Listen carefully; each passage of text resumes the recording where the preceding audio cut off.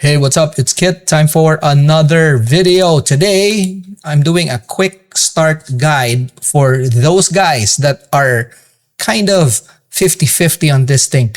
All right. It might be that they're new to fishing and they want to understand what slow jigging is, but don't want to watch something long. So I just want to have something that's compact and concise. All right. So that's it.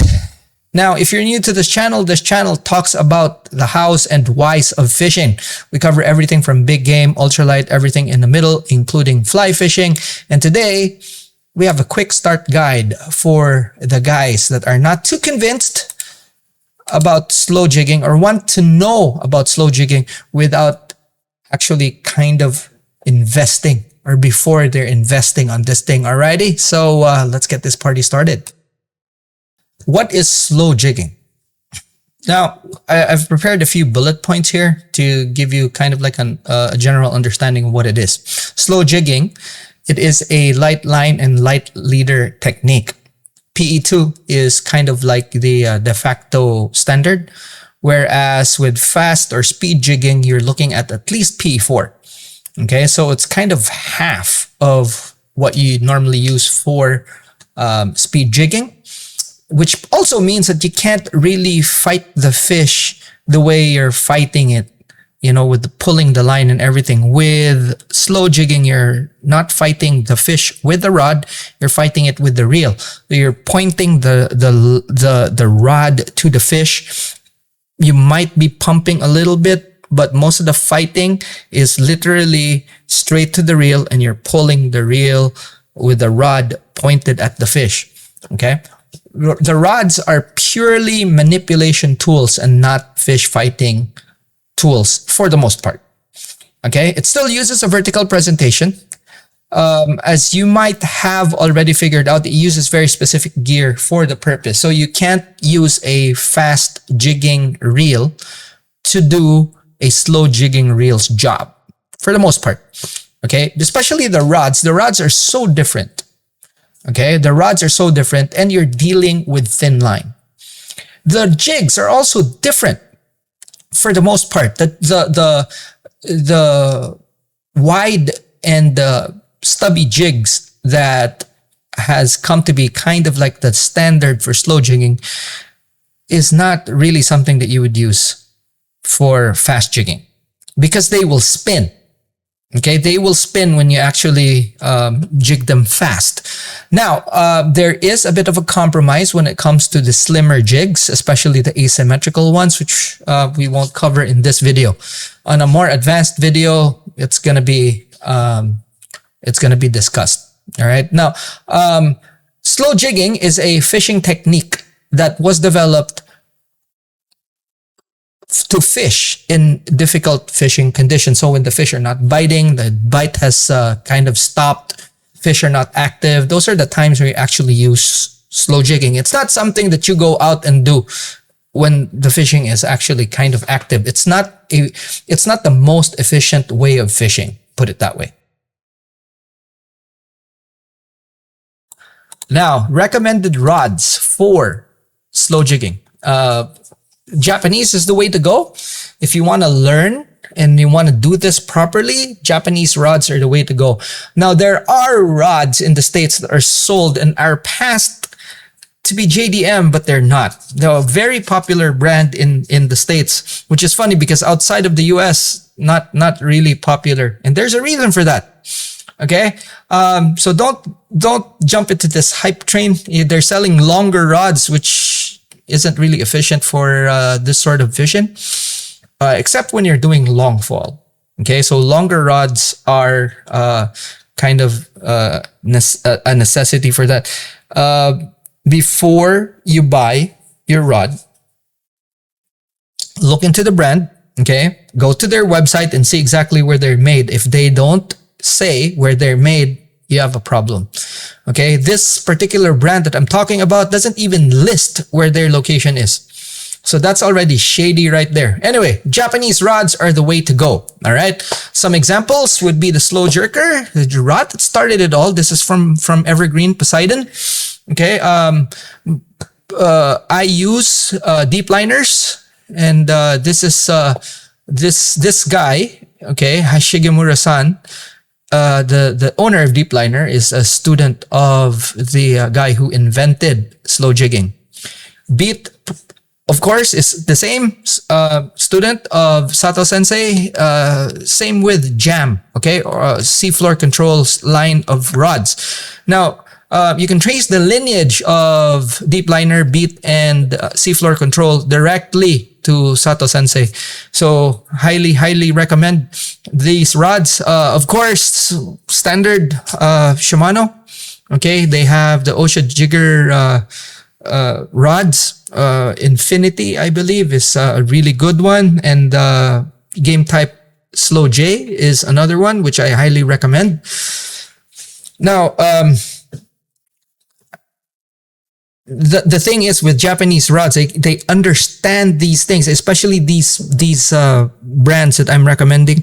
Now, when in doubt, go to the Japanese Angler's Secret website. That's Japanese Angler's Secret. Okay, look at the recommendation for the rods, because this guy Totos also learned from Sato Sensei, the originator of slow jigging. Okay, now whether you're in the States or wherever you are in the world, if you look at where the origin of this whole thing is, it's the purest and kind of like the unbastardized version. And then when it goes somewhere else, a lot of people think they know better, and they try to insert things that are not supposed to be there.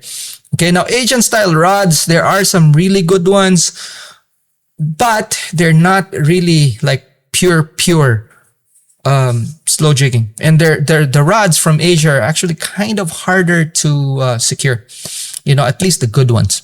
Okay, if you want to dig deeper into the rods, I have videos explaining this in more detail. But for those guys that are starting out, and if you want to invest on something that is, that will let you understand this whole thing to a T, I would recommend the Japanese rods. Okay, now these rods are not meant to fight fish.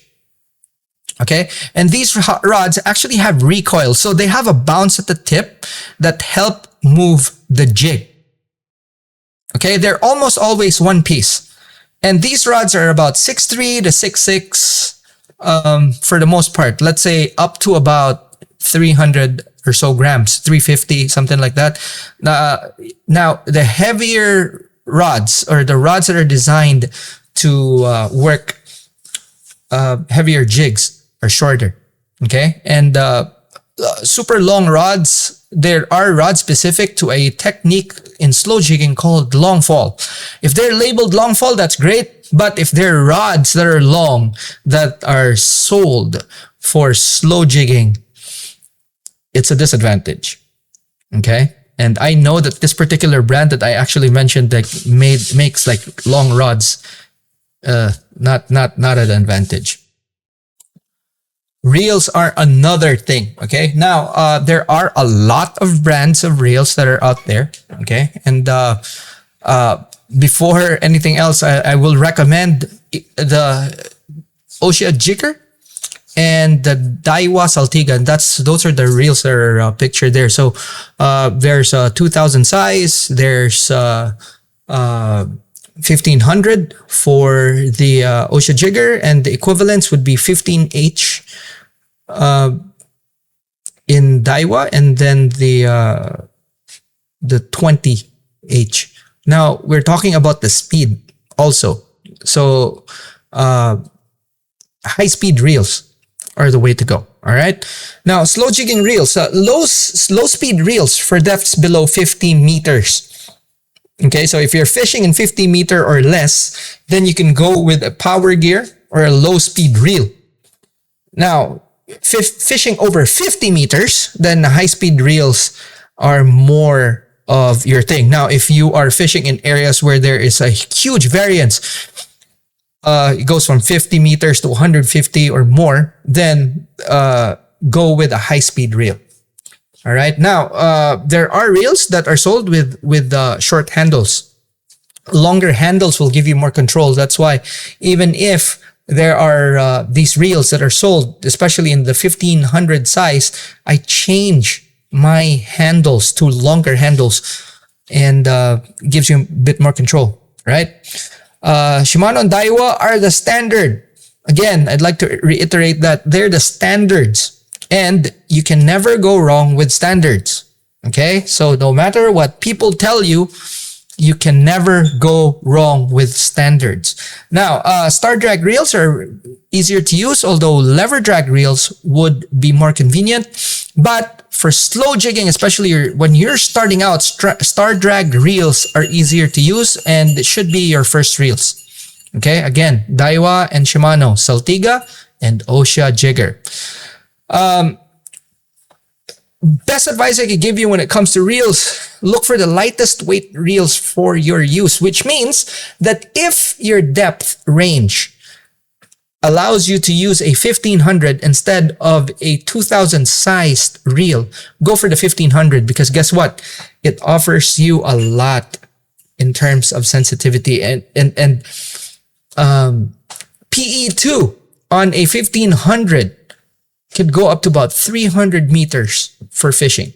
Because remember that, okay? And for the most part, 1500 sized is actually very underutilized, I would say, for a lot of people. But it's mostly what would take care for about 90% of the fishing. So like for me, when I first started out, I was using 1500s the whole time. Okay, even if I had a 2000 sized reel. Now, slow jigging reels done with overhead reels only. There's no such thing as a spinning slow jigging reel.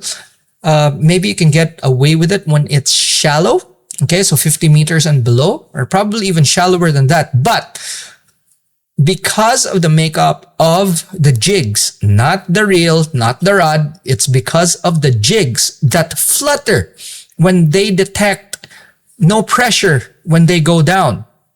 Okay, because when you're dropping your jigs down, you have to pressure the spool with your thumb so that the jig actually turns vertical and then drops. Okay? Now, let me say that again. Okay? The jig, when it doesn't detect pressure from the spool, will fall vertically. They would position themselves horizontally, and then they would either flutter or start sliding, okay, depending on the jig that you're using. But slow jigs have that characteristic. So it's not the rod, it's not the reel, it's the jig. So when you're dropping, there should be pressure on the spool, so that the position of the jig shifts from horizontal to vertical and makes it drop down faster. Now, spinning reel doesn't have that ability, so it will take a long time for that jig to actually drop down. Plus, spinning reels, or spinning rods, actually, okay, they don't have the recoil. Spinning rods are generally softer than conventional tackle, which you kind of need for working the jigs. A huge critical factor is the braid. Okay, remember the rod and the reel in your hands. This is the first part that actually goes down in the water. And this is where a lot of mistakes happen, because Japanese braids are very different from American spec braid. Okay, American spec braid is actually thicker than Japanese spec braid. Okay, Japanese braid is thinner, so it slices through the water more efficiently than American braid does. And the advantage is, with Japanese spec braid, you would be able to tailor the size of your jig to be at the very minimum that would reach the fish. Whereas American braid, because it's thick, you have to use bigger jigs, which most of the time fish actually don't respond to. All right, remember that this is a fishing method that was developed so that you will be able to catch fish in difficult conditions. And in difficult conditions, the fish bite something smaller, not something bigger. Always remember that. Now, a big advantage for the Japanese jigging braid is also the fact that it comes in multicolors and or metered colors for the depth, and the 10-meter color change for each depth. Okay, for each color section. So if the fish are at 50 meters, you drop down 6 color changes, and you know that your jig is, the starting point of your jig is somewhere around 60 meters plus change because of your leader. Okay, so if they're holding at 50, you start 10 meters below them. That's a technique that we use a lot. And guess what? If you're using a solid colored braid or one colored braid, guess what happens? That's exactly it. Guesstimating. Guess what happens? Because that's exactly what you're doing. You're just guessing. Okay, it gives you very good control, this whole 10-meter section thing. And remember, this is a Japanese fishing technique, which means everything, the gear, the rod, the reel, the line, the jig, measured in metrics. Okay, the thin diameter reduces drag in the water and enables the use of lighter jigs in deeper water. That's the biggest advantage of thin braid. So what are fast jigs and what are slow jigs? I have a video of this, all right? But mostly slow jigs are asymmetrical, meaning whatever you find on one side might not be balanced out on the other side, all right? So one side could be flat and the other one could be a deep V. Okay, so when you find a jig like that, more than likely that's a slow jig. Now there's 3 that I'm showing right there on the slide, and those are probably 3 of the most popular as well. Okay, are 3 of my favorites actually. All right, so you will see that they are all asymmetrical. Okay, the most recognizable slow jigs are the short and wide types, and these are the ones that flutter when you give them slack, and these are good for slow moving currents. Okay, long asymmetrical jigs slide sideways when you're giving them slack and are good for when the current's actually fast. Okay, or when you're after pelagic species, actually slimmer jigs would give off an action that attracts these faster moving fish. Now semi-long jigs, which would fall kind of something in the middle, and again I'm giving an example there, are very useful, although a lot of people don't know this, but this should be the jigs that you would have a lot of, because they are the ones that are very kind of flexible, right? They're good to drop first, and they're very good all around jigs. So it could be that you get stuck in this segment right here if you find them. So they're kind of wide, but they're also kind of long, right? Many jigs actually fall into this category, and very, very useful. All right, a huge difference also when it comes to assist hooks. Now, assist hooks for slow jigging typically will have 2 sets of twin assist hooks from the front and the back. So this is the typical setup of slow jigs. All right, although obviously there's no rule if you want to put in singles, which there are configurations for 2 single hooks or a 1 single hook configuration. That has been done. Obviously, I've used that, and they also catch fish. But the most efficient would be if you have 2 twin or tandem hooks up the front and the rear. Now, these are actually designed so that the fish is snagged. All right. So one, it could be the rear hooks, and the rear hooks would be in the mouth, whereas the 2 sets that are going to be at the front would snag the fish. But the design is for all 4 hooks to actually work together. So if one set goes into the mouth of the fish, the other would snag the fish somewhere in the body. All right. Slow jigging assist hooks are tied facing each other, as opposed to speed jigging hooks that face out. Okay, face opposite of each other. So this is facing in. Slow jigging assist hooks are designed to work together as a single unit, as I have mentioned, and they're designed to snag. Okay, so again, going back to my example earlier, it could be that one set would go into the fish's mouth and the other set will snag, and vice versa.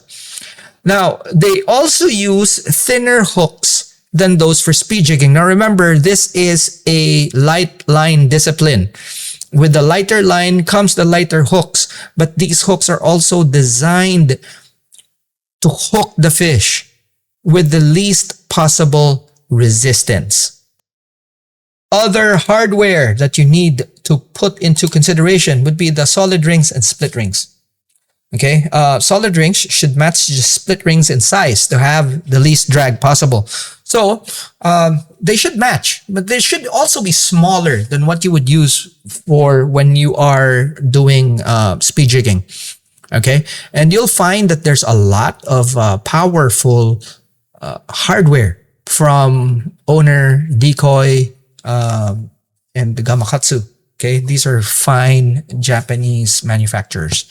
And go around the internet and you'll find, but don't buy non-load bearing split rings. In my examples here, you'll find that the upper two pictures are actually solid rings, and then on the bottom they are split rings. And you can see there, like, number 8 split ring, 235 pounds. That's no joke, man. Now, if you see, these things actually match the ones that are on top, okay, which are the solid rings. So very, very important. Okay, the size split ring should be load bearing, since they will be subjected to stress. Unlike fast jigging, wherein you tie directly to the solid ring, and the split ring kind of doesn't really, perform any stressful function or stress-related function, meaning they don't encounter the same amount of force that is required of a split ring used in slow jigging. Okay? Because the fish actually pull on to the split ring on slow jigging. And trust me, I learned the hard way on this. Okay. Now check the packets of Japanese branded rings to see the capacities. As I have illustrated here, you can see that Hyperwire from Cultiva Owner, 115 pounds right there. Okay. You can see that. 256 heavy split rings from Decoy. You'll see. Like, even the solid rings actually have the capacity. So check. Okay. And a lot of fish are lost because of split ring failure. Okay? And that's something that you have to really understand when it comes to slow jigging. And it has happened to me because I have been careless in the past. So take note. As you can see in the image here, this is a typical way of rigging slow jigs, and you can see in the 2 images on the right hand side, you'll find the configuration I was talking about earlier with 4 hooks. Okay, now the big inset picture shows you the configuration of rigging slow jigs. Okay, you will have your solid ring with your assist hook attached onto a split ring that has another solid ring where you tie your leader in. In this illustration, I'm actually using a pair of pliers to spread things out. But the other solid ring where the pliers is actually holding onto, that's where you attach your leader. So that's how you do it. Now, the solid ring can be substituted with a swivel. Okay? But for all intents and purposes, when you're starting out, start out with a solid ring. Rigged like that, to give your jig a lot of action. Before we end this video, I'd like to leave you with a few things to remember. All right. Now, slow jigging was invented to produce when the fishing's difficult. All right. So it's very important you have a lot of offerings so that you'd be able to find the one that the fish respond to. So take different jig styles or jig types on each trip. So you have wide, semi-long, long, narrow ones.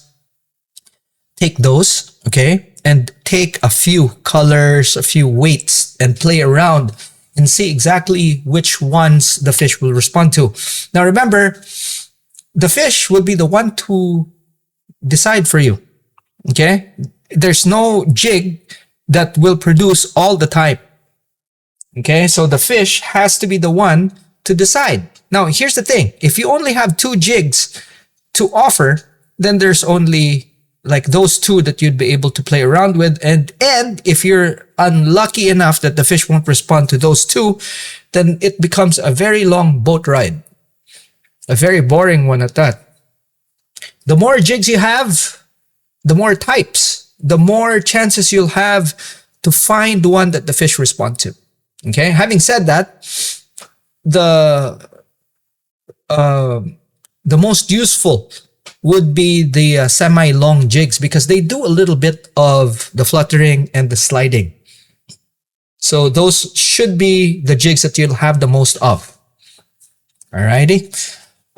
When the fish are active, use speed jigging. Okay, there's no point. Remember, we only use this when the fish are not active. But when the fish are active, it's much more efficient if you're actually using speed jigging equipment. Now, here's the thing. Remember that on slow jigs, you have at least two hooks. The very least that you could put on a slow jig are 2 hooks. One, and it becomes imbalanced when it drops. Okay? So it's recommended to always have either a front hook and a back hook. Okay? In speed jigging, you can get away with 1. Now, when the fish are actually biting, having 2 hooks is quite dangerous when you bring the fish in. Especially when the bite is on and you're constantly gaffing fish and putting it on the floor, on the deck, and then you have to go and gaff again. That fish would have 1 hook stuck in its mouth. It moves around, and before you know it, on a slow jig, you'll have another hook stuck on someone's leg. It has happened. It's ugly. Not advised. So when the fish are active, speed jigging is what's efficient. Okay, gear choice when it comes to slow jigging is very critical. Stay with the standards. And this is what I always recommend, especially if you are starting out. Daiwa and Shimano, can't go wrong. Rods and reels. Alrighty? That's very, very important. So don't mess around, especially if it's going to be your first combo into this. Don't mess around. Osha jigger, Saltiga, and then one of those rods that I recommended. Alrighty, that's I'm telling you, your learning would be accelerated, and you know that you're actually have something in your hands that's pretty good. You go to a tackle shop, they would recommend this and that. Remember that they would always recommend a rod or a reel that they have to sell. They would not recommend anything that they don't have to sell, because tackle shops are businesses. Okay, they're there to make money. So, best advice is if you can't find the items that you're looking for in your local tackle shop, go online, Amazon, Japan. Next, slow jigging is light line fishing. Now, if there's someone that tells you otherwise, he's wrong. Slow jigging is light line fishing. That is it. Okay? It is made to catch you fish when the fishing is difficult. And when the fishing is difficult, the last thing that you do is fish with big stuff, bigger line, bigger weights. No, you don't do that. In difficult conditions, you scale everything back, and that is slow jigging. There's no exception to that. Slow jigging is exactly that. Light line fishing. Okay? Lightweight gear for slow jigging means greater sensitivity. And very important, because for all types of fishing wherein you hold the rod, it needs to be light. So lighter rods, lighter reels, lightweight rods and lightweight reels are the go. Because for slow jigging, remember, it all goes back to why it was invented in the first place, for difficult conditions. Okay. And the last one that you always need to remember, line choice is always the biggest mistake people make, because go back to this, slow jigging is light line fishing. And a lot of people think or assume that the line that they're using is already very light. Like, as I said earlier, when we were talking about fishing line, Japanese fishing line is very different from American spec fishing line. All right. So line choice is always the biggest issue. Slow jigging really is not that complicated. A lot of people make it like it's complicated because they have, things to sell, But if you actually understand, just take the time to actually sit down and understand the core concepts of slow jigging. It's actually pretty straightforward. Might be counterintuitive for a lot of people that are not into light line fishing, but it is pretty straightforward. And I really encourage a lot of people out there that are kind of not convinced of this whole thing, or especially those that are afraid. It's a very effective fishing method, and as it was invented for times when it's difficult, there's very little fishing methods that could rival it, especially in deep water presentations or deep water scenarios. There's literally nothing like it, So, if you are still trying to, or you're hesitant, okay, or you're trying to figure things out, watch the videos that we have in the channel to help you out, and then that will kind of give you an informed decision on what to do. All right. So this is going to be part of the Slow Jigging 101 series. And this is part of a playlist. So if you go to the channel, you go to the playlist, you'd be able to find all other videos that are within this topic. And, hopefully these videos would actually give you a bit more knowledge so that you won't be hesitant. Alrighty. So also, if you are part of a group that, with a lot of people that are still kind of, if you're in the same boat and, being hesitant or just kind of want to understand, share the video with your friends, share the channel, and they would be able to learn with you, go together in this journey, which is like really, really fun, like this video if you have learned something. Very important for YouTube. Alrighty, and I'd like to take this opportunity to thank the members because they support the channel, they support me, and if you want to do the same thing, click on that join button. Alrighty, that's it for this video. Thanks so much for watching. I'll see you in the next one. Class dismissed.